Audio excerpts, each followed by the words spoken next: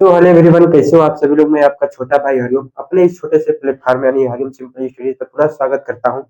और आज की वीडियो में आप लोग को बताऊंगा मैं क्लास 12 केमिस्ट्री के अंतर्गत बहुत ही प्यारा चैप्टर है बिलियन। और बिलियन के चैप्टर से मेरे भाई देखिए कि ऐसा चैप्टर होता है, एक ऐसा पार्ट होता है जिसमें बहुत सारे न्यूमेरिकल पूछे जाते थे, बहुत ही सिंपल। यानी बोर्ड एग्जाम में काफी बार यह क्वेश्चन पूछा गया था या न्यूमेरिकल पूछा गया था। वही आज की वीडियो में इसका सोल्यूशन हम करेंगे। तो चलिए बिना समय वेस्ट किए वीडियो को स्टार्ट करते हैं। बस आपसे एक छोटी सी रिक्वेस्ट है कि वीडियो को अंत लास्ट तक देखिएगा, जिससे कि आपके स्क्रीन पर मैंने क्वेश्चन को लिख दिया है, सवाल को लिख दिया है, या आप लोग लगाने की कोशिश करिए। देखिए मैं भाई बता दूं कि मैं मोल अंश, ठीक है, मोल अंश और मोल प्रभाष को आपको इसकी परिभाषा, अगर परिभाषा नहीं पूछा तो मेरे भाई क्या बहन आप लोग इसकी न्यूमेरिकल पूछेगा 100%, ठीक है। बहुत सावधानी लोग इस क्वेश्चन को हम लोग पढ़ते हैं। इसे दिया है कि भारानुसार 25% ग्लिसरॉल, जिसका सूत्र होता है C3H8 और O3 के जली विलयन में और ग्लिसरॉल के मोल अंश ज्ञात करो, ठीक है। ये देखिए काफी बार पूछा गया था, 2020 में भी पूछा गया था, 19 में और 2017 में भी पूछा गया था। तो ये मान के चलो किया बोर्ड एग्जाम से रिलेटेड काफी बार यह पूछा गया। चलिए हम लोग लगाने की कोशिश करते हैं, है ना। बहुत ही ध्यान से देखिएगा जिनको न्यूमेरिकल से डर लगता है। जैसे कि हमें इसमें दिया क्या है, अब यहाँ पे मेरे भाई हम लिख सकते हैं मेरे बहन, यहाँ पे दिया क्या है। तो दोस्तों यहाँ पे दिया क्या है आपका, ठीक है, भारानुसार 25% ग्लिसरॉल। यानी आपको मान लेना कि जो बिलियन है, ठीक है, कि माना जो बिलियन है तो वो कितना है, 100 ग्राम, ठीक। माना बिलियन बराबर 100 ग्राम है।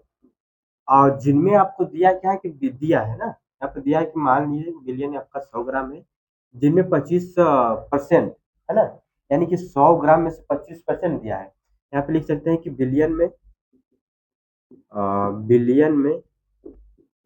ग्लिसरॉल का द्रव्यमान, ग्लिसरॉल का द्रव्यमान, ठीक है।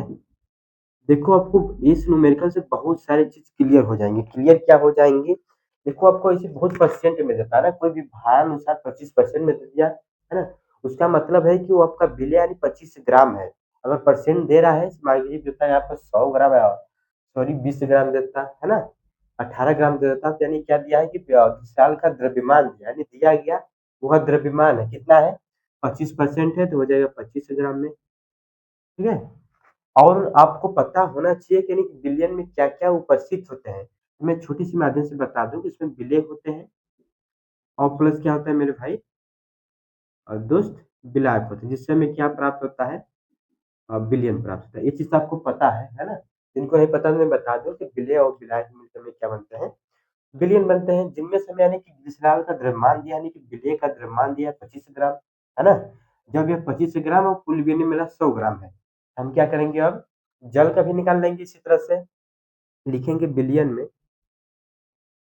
समझ रहे कि नहीं, देखो समझ में आना चाहिए, ऐसा नहीं कि मैं यहाँ पे बस छाप रहा हूँ, आप लोगों को समझ में नहीं आ रहा है, बस समझो। यानी आपको परसेंट दे दिया कि कुल बिलियन मान लो 100 ग्राम है ना।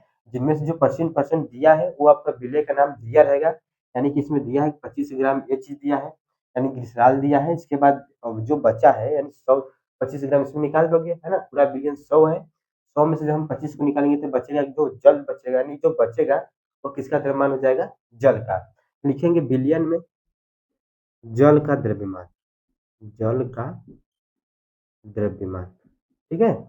तो बिलियन में जो जल का द्रव्यमान कितना हो जाएगा आप लोग बताओगे, है ना। बहुत ध्यान से देखिएगा, यानी कि 100 आपका कुल बिलियन है, जिनमें से 25 निकाल दो तो बचेगा कितना, और 75 ग्राम क्या हो जाएगा आपका, जल का द्रव्यमान, है ना। अब हम क्या करेंगे, दोनों का तानी द्रव्यमान निकल गया।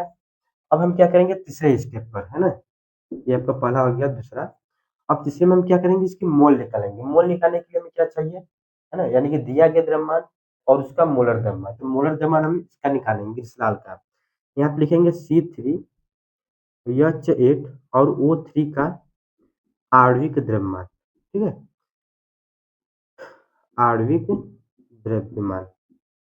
अब देखो आपको मन में चलता होगा सर इसका क्यों द्रव्यमान निकाल रहे हैं, तो भाई देखो मोल की संख्या क्या बोलते हैं, तो मोल अंश ज्ञात करना है ना। यानी हम क्या करेंगे, पहले दोनों का मोल निकालेंगे। नियन बराबर क्या होता है कि दिया गया द्रव्यमान, है ना, यानी स्मॉल w बटे के इस्तेमाल या मोलर द्रव्यमान होता है, यानी दिया गया द्रव्यमान बटेगे मोलर द्रव्यमान। हमें दिया गया द्रव्यमान 25 ग्राम है, जिसका हम क्या करेंगे आणविक द्रव्यमान निकालेंगे या तो मोलर द्रव्यमान निकालेंगे। जिसके हम चलिए निकालते हैं, निकालने आपको इससे आना चाहिए, है ना। यहाँ पर C3 दिया है, यहाँ पर सॉरी C3 दिया, यानी कि C का यानी कि कार्बन की परमाणु द्रव्यमान कितना होता है 12 होता है। और कितने यहाँ पर है 3, तो मैंने 3 से गुणा कर दिया, कुछ भी नहीं है तो यहाँ पर प्लस। इस तरह से निकालते हो आप लोग ना। अब दिया है EH1 यानी हाइड्रोजन कितनी है 8 है। यहाँ पर 8 से और यहाँ पर कितने हैं, अगर एक हाइड्रोजन तो एक और प्लस ऑक्सीजन कितनी होती है, परमाणु क्रमांक 8 होता है और इसका परमाणु भार कितना होता है 16। तो कितने ऑक्सीजन है 3, 16 उसका परमाणु भार हो गया, कितने ऑक्सीजन है 3, ठीक। और बराबर करके इसको लिखते हैं, तो बात क्या है 36 और प्लस 8 और प्लस 16 क्या 48 इक्वल कितना हो जाएगा, है ना। आप लोग जोड़ के बताओ और रफ कॉपी पर इस सवाल को क्वेश्चन को सॉल्व करते चलो। यानी कि 38 8 कितना हो जाएगा, इसको जोड़ोगे आप लोग, यहाँ पर जोड़ सकते हो आप लोग। 36 हो गया, 8 हो गया और प्लस के 48 हो गया, यानी कि 8 दूनी 16, 16 16 17 18 19 20 21 22, है ना। कैरी 2 4 3 7, 4 3 7 2 9, कितना हो गया मेरे भाई 92 हो गया, है ना। एक बार इसको फिर मिला लेते हैं, 8 दूनी 16 और 16 17 18 19 20 21 22 के 2 और 3, 4 3 7 2 9, यानी 92 आ जाएगा। तो यहाँ पर डायरेक्ट क्या लिख सकते हैं 92, ठीक है। ग्राम और क्या हो जाएगा मोल इनवर्स। अब हम क्या करेंगे इसी तरह से जल यानी कि H2O का निकालेंगे, H2O का आणविक द्रव्यमान निकालेंगे, आणविक होता है, यहाँ पे लिख लेंगे आणविक द्रव्यमान। इसका आप लोगों को पता होना चाहिए कि इसका आणविक द्रव्यमान कितना होता है, 2 हाइड्रोजन तो 2 मल्टीप्लाई 1 प्लस क्या 16, 16 2 18 ग्राम होता है और मोल इनवर्स हो जाएगा, है ना। यानी दोनों को मैंने किया क्या है, लोग द्रव्यमान निकाल लिया। अब हम क्या करेंगे ग्लिसरॉल की मोल निकालेंगे, मोल अंश में हम क्या करेंगे मोल निकालेंगे पहले। तो मोल किस तरह से निकाला जाता है कि n बराबर क्या होता है, ये आपका ग्लिसरॉल यानी C3 यहाँ हो जाएगा H8O3 हम क्या कर रहे हैं मोल निकाल रहे हैं। तो n बराबर क्या हो जाएगा, यानी दिया गया द्रव्यमान 25 बटे किसका मोल द्रव्यमान कितना आया है 92, है ना। 25 बटे के 92 इसका हो जाएगा। अब हम क्या करेंगे जल का निकालेंगे, H2O का मान निकालेंगे, यानी n का मान क्या हो जाएगा, दिया गया द्रव्यमान कितना है 75 और बटे कितना हो जाएगा 18। अब ये हो गया, इसको चाहो तो आप लोग दशमलव में बदल सकते हो या तो ऐसे रहने दो। अब हम क्या करेंगे ग्लिसरॉल की क्या करेंगे मोल अंश निकालेंगे, ठीक है। यहाँ पर क्या हो जाएगा आपका ग्लिसरॉल का मोल अंश निकालेंगे, इसको सब आप लोग लिख लो क्या हो जाएगा। देखो ग्लिसरॉल का अगर मोल अंश पूछ रहा है C3 H8O3 का अगर मोल अंश पूछ रहा है, तो भाई मैं बता दूं कि देखो इतना अगर सोल्व करिए तो आप लोग खुद सोल्व कर लोगे, ठीक है। ज़्यादा सोल्व करने की तो आवश्यकता है नहीं। इसका मोल अंश निकालने के लिए तो मैं बता दूं कि जिसका मोल अंश यानी पूछता है उसको हम ऊपर करते हैं बटे, यानी कि जिसमें आपका विलय का मोल अंश रहेगा प्लस विलाय का मोल अंश, यानी बटे में दोनों से हम क्या करते हैं भाग कर देंगे। हमें जिसका यानी कि पूछा उसको हम ऊपर रखेंगे, तो यानी कि 25 बटे के क्या हो जाएगा 92, ठीक है। और बटे क्या हो जाएंगे दोनों को हम जोड़ देंगे, यानी कि 25 बटे 92 और प्लस 75 बटे के 18, ये जो आपका निकलेगा वही क्या हो जाएगा मेरे भाई और उसका मोल अंश हो जाएगा, ठीक है। उस इसको जब सॉल्व करोगे आप लोग, सॉल्व मैंने किया था इसको, ठीक। इसका जो आंसर आएगा 0.061, है ना, मोल आएगा। यही आपका क्या है आंसर है। अब इसको सॉल्व यानी कि इसका लेसन लेके आप लोग सॉल्व कर लीजिएगा क्योंकि इसमें बहुत ज्यादा समय लगेगा। और समझो कि इस क्वेश्चन में बोला क्या था, ठीक है। तो एक बार मैं पुनः इसको रिपीट करता हूँ कि भारानुसार 25% ग्लिसरॉल, इसका सूत्र होता है C3H8O6। ये तो आपको दिया रहेगा पुस्तक में कि जलीय विलयन में ग्लिसरॉल की मोल अंश ज्ञात करो, मोल अंश या मोल प्रभाव की गणना करो। तो सबसे मैंने क्या किया कि जो मेरा पूरा विलयन है तो परसेंटेज दिख गया तो पूरा मान लो यानी कि 100 ग्राम है, ठीक है। जिनमें से जो 25% दिया है यानी कि ग्लिसरॉल का द्रव्यमान दिया है 25 ग्राम। अगर कोई विलय यानी 25 ग्राम हो गया, पूरा विलयन है 100 ग्राम, हमें विलायक तो प्राप्त हो जाएगा।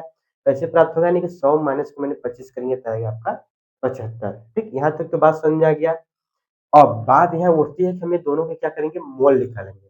तो मोल का फॉर्मूला हुआ था कि दिया गया द्रव्यमान बटे के आणविक द्रव्यमान या मोलर द्रव्यमान। तो मोलर द्रव्यमान ज्ञात करने के लिए हम क्या कर रहे हैं, यानी कि मोल ज्ञात करने के लिए हम क्या करेंगे, दोनों के आणविक द्रव्यमान निकालेंगे। तो मैंने इस सूत्र के माध्यम से इसका जब आणविक द्रव्यमान निकाला था ये यहाँ पर 92।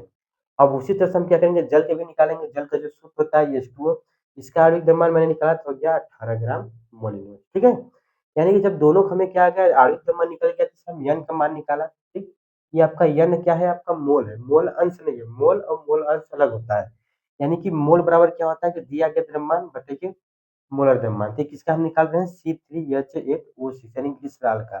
तो क्या हो जाएगा 25/92। और इसी तरह हम क्या, मैंने H2 यानी जल का, तो क्या हो जाएगा 75/18। यानी दोनों के क्या आ गया, आपका मोल आ गया। जब मोल आ गया तो भाई यहाँ तक तो बात समझ में आ गया होगा, है ना। अब जब मोल आ गया तो बात होता है कि हमें किसका निकालना है, मोल प्रभाज ज्ञात करना है। अब देखो हमें मोल प्रभाज किसका ज्ञात करना है, ग्लिसरॉल का। मैंने आप लोग को बताया कि जिसका अगर मोल प्रभाज ज्ञात किया जाता है ना, उसको मैंने ऊपर रखते हैं और बटे दोनों के मोल को ऐड कर देते हैं। यानी जो आपका विलेय रहेगा वो विलायक दोनों को ऐड करके जब हम भाग करेंगे तो हमें किसका ज्ञात हो जाएगा, मोल अंश ज्ञात हो जाएगी। इसी तरह से अगर कोई आपको पूछता है, ठीक है, कि जल का मोल अंश ज्ञात करो तब, है ना, तो जल वाले को ऊपर करते हैं बटे, यही दोनों को क्या करते हैं, हम ऐड करते हैं। बात समझ रहे हो। अगर इतना बात समझ जाएगा, मैं जल को जब ऊपर करते हैं यहाँ पर क्या हो जाएगा, 75/18 हो जाता है। ठीक है, बटे के और 25/92 और प्लस 75/18। इससे जो मेरा प्राप्त होता है, किससे प्राप्त होता है, नहीं कि जल का मोल प्रभाज प्राप्त हो जाता है ना। ऐसा नहीं है कि ग्लिसरॉल का ही पूछेगा, और इसमें जल का भी पूछ सकता है, लेकिन इस क्वेश्चन के माध्यम से आपको दोनों आना चाहिए। आई होप कि देखिए जो भी क्वेश्चन था काफी यानी कि महत्वपूर्ण था मेरे हिसाब से, और बोर्ड एग्जाम में काफी बार पूछा गया था। ठीक है, और आप लोगों को समझ में भी आ गया होगा। भाई बार समझ में आ गया तो फिर इसके अगले वाले पार्ट में आप लोग कमेंट करिएगा, फिर न्यूमेरिकल लेके आऊंगा। ठीक है, ज्यादा नहीं, अगर एक एक दो दो क्वेश्चन बताएंगे और एक दो तीन चार वीडियो में सारे क्वेश्चन को मैं क्लियर कर दूंगा। ठीक है, कभी दो में कभी चार क्वेश्चन बताऊंगा। तो आज के लिए बस इतना ही। आज का सेक्शन आपको कैसा लगा कमेंट बॉक्स में जरूर बताइएगा। मिलते हैं नेक्स्ट वीडियो में, तब तक के लिए बाय। जय हिंद।